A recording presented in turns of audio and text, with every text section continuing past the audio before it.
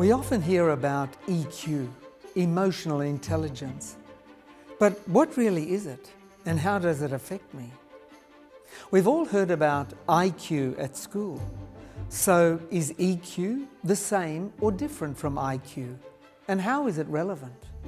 In new and amazing research, psychologists have found that IQ contributes 20% and EQ contributes 80% to both personal and professional success.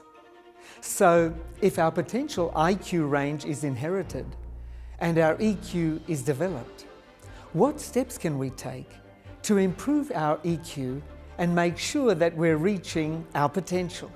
Well, emotionally intelligent people are able to identify emotions and understand the role they play in influencing a person's thoughts, words, and actions.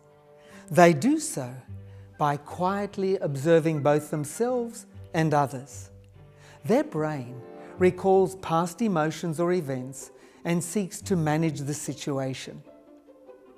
People with strong levels of EQ have learned to manage the information and the feelings it creates by reflecting on their observations and actions. They've learned the art of understanding their emotions through self-awareness and self-regulation. Sometimes we cannot control our initial response to a new or frightening situation, but we can choose the feelings and actions that develop. If you don't like the way you feel about a situation, then you can change the way you think about it and what you tell yourself. That's where EQ comes in. As brain function specialists suggest, low levels of EQ lead to jot behaviours.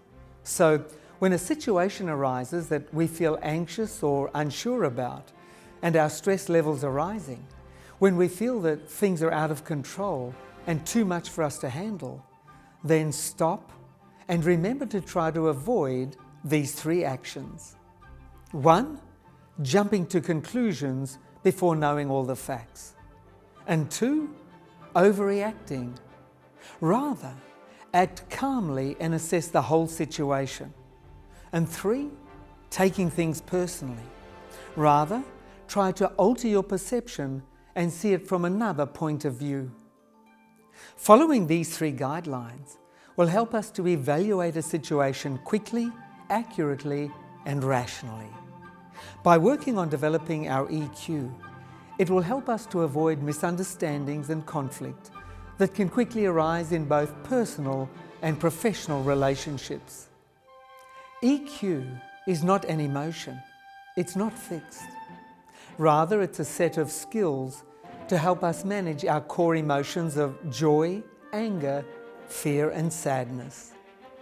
If you would like to know more about how to develop a strong EQ, then I'd like to recommend the free gift we have for you today.